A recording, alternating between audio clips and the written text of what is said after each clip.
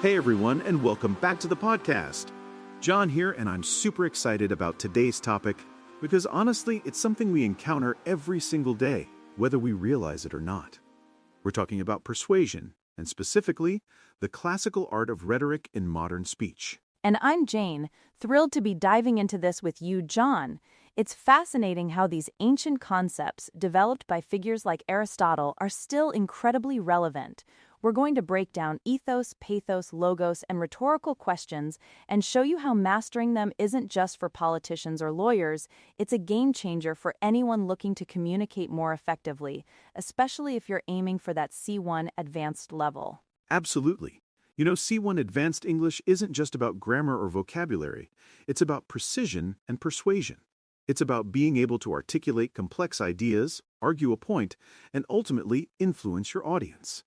And that's exactly where rhetoric comes in. So let's start with the big three, the pillars of persuasion, as Aristotle called them. First up, we have ethos. John, how would you define ethos in a nutshell for our listeners? Ethos, simply put, is about credibility.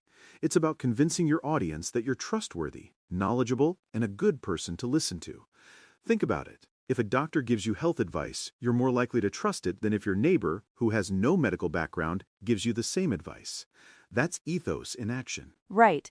It's about establishing your authority or character. In modern terms, it could be a CEO with a track record of success talking about business strategy, or a climate scientist presenting data on global warming. Their background, their reputation, their expertise, that all contributes to their ethos. Exactly.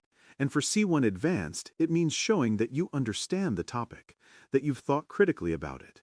It's about using appropriate language, not making sweeping generalizations, and maybe even referencing reputable sources. It builds trust with the examiner, even subconsciously. So moving on from our speaker's credibility, let's talk about pathos. This one, I think, is probably the most widely recognized, even if people don't know the term. Pathos is about appealing to the audience's emotions. Oh, absolutely. Pathos is powerful. It's when you see an advertisement for a charity showing images of struggling children, or a political speech where a candidate shares a deeply personal story to connect with voters. It's about evoking feelings like sympathy, anger, joy, fear, or hope. Emotions are incredibly strong motivators, aren't they? They really are. Think about how a storyteller draws you in. They don't just state facts, they make you feel something. A good speech often weaves in anecdotes or vivid descriptions that create an emotional resonance. It makes the message stick, makes it memorable. And for C1 Advanced students, using pathos doesn't mean you have to burst into tears during your speaking test. Thankfully, it means carefully choosing words that carry emotional weight, using evocative imagery in your writing, or telling a brief, relevant personal anecdote to illustrate a point. It adds depth and humanity to your communication. Precisely. But you have to be careful not to overdo it, right? Too much pathos can come across as manipulative or insincere. It's about balance. And that brings us perfectly to our third pillar, logos. This is all about logic and reason. Ah, logos, my favorite. This is appealing to the audience's sense of reason. It's about presenting facts, statistics, logical arguments, and evidence to support your claims. If ethos is trust me and pathos is feel with me, then logos is think with me. It's the backbone of a well-structured argument. Right. When a scientist presents the results of an experiment or a lawyer outlines the evidence in a court case, they're primarily using logos. They're trying to convince you with irrefutable data and sound reasoning. This is crucial for academic writing or formal presentations, where emotional appeals might be less appropriate. Indeed. And for C1 Advanced, logos is paramount. It's about presenting clear, coherent arguments, using logical connectors like therefore, consequently, however, and in conclusion. It's about structuring your essay or speech so that each point logically builds on the last, leading to a compelling overall argument. It demonstrates precision in your thought process. So, to recap the big three, ethos is credibility, pathos is emotion, and logos is logic. The most effective communication often skillfully blends all three. You need to be credible, connect emotionally, and present a sound argument. Absolutely. Think about a brilliant TED Talk. The speaker usually has a strong ethos, sharing their expertise. They might tell a personal story to create pathos, making you feel engaged. And then they back up their ideas with compelling data and logical frameworks. That's logos. It's a masterclass in combining them. Now, let's add another powerful tool to our rhetorical arsenal, the rhetorical question. This is a question asked merely for effect with no answer expected. It's not about getting information, it's about provoking thought or making a point. They are so effective. Is the sky blue? Do birds fly?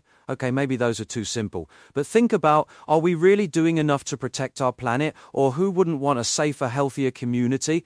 You're not expecting someone to shout no in response. You're prompting them to reflect and implicitly agree with your underlying premise. Exactly. The big can be used to emphasize a point, to challenge assumptions, or to engage the audience directly. In a debate, someone might ask, can we afford to ignore these glaring inequalities any longer? It makes the audience pause and consider the urgency of the issue without needing a verbal reply. For C1 Advanced, rhetorical questions are fantastic for essays, especially introductions and conclusions, or during the speaking test to involve your interlocutor or to transition between points. They add a sophisticated, reflective tone. But again, don't overdo it. A well-placed rhetorical question is impactful, a string of them can feel repetitive. So true. The key with all these devices is subtlety and intention. It's not about being tricky or manipulative. It's about using language deliberately to achieve a specific communicative goal, whether that's to inform, to persuade, or to inspire. Let's take a modern example. Imagine a politician giving a speech about a new healthcare policy. They might start by establishing their ethos, maybe by talking about their experience working with patients, or highlighting their strong ethical standing. They might say something like, having served as a community doctor for 20 years, I've seen firsthand the struggles many families face. Then they might move into pathos. I remember a young mother who had to choose between paying for her child's medication or putting food on the table. It broke my heart, and it's a story I hear far too often. That's immediately pulling at the audience's emotions, creating empathy. And then they'd bring in logos. Our new policy, based on extensive research and economic projections, will reduce out-of-pocket costs by an average of 30% for over 5 million households, ensuring that no family has to make such an impossible choice again.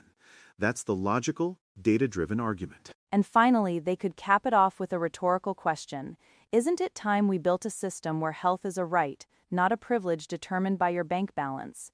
It leaves the audience with a powerful thought, nudging them towards agreement. That's a perfect illustration of how they all work together. It's not about using one in isolation, it's about weaving them into a cohesive narrative.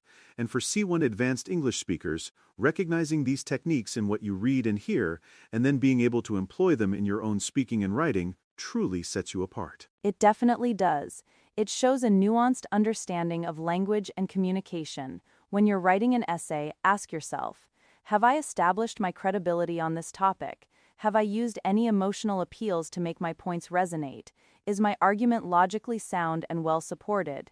And could a rhetorical question add impact to my introduction or conclusions? Exactly. And in the speaking exam, think about your tone, your posture, your confidence. That's ethos. When you tell a personal story, however brief, or express an opinion with genuine feeling, that's pathos. And when you structure your answers clearly, provide reasons, and draw logical conclusions, that's logos. It's all connected. It truly elevates your communication from just getting the message across to making the message stick and inspiring action. So for anyone preparing for C1 Advanced or just looking to improve their persuasive abilities, start paying attention to these classical tools. Start identifying them in speeches, articles, even advertisements. Once you see them, you can't unsee them. And then, consciously try to incorporate them into your own practice. Maybe write a short argumentative paragraph focusing on one device, then try combining them.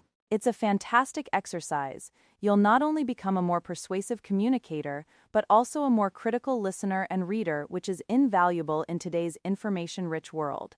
So, our challenge to you is to be more mindful of these rhetorical devices this week. How many can you spot, and how many can you use? Great challenge, Jane. And that's all for this episode on precision and persuasion through classical rhetoric. We hope you feel empowered to use these timeless tools in your modern conversations and academic pursuits. Thanks for tuning in. Yeah, thanks for joining us. Go forth and persuade wisely. We'll catch you next time.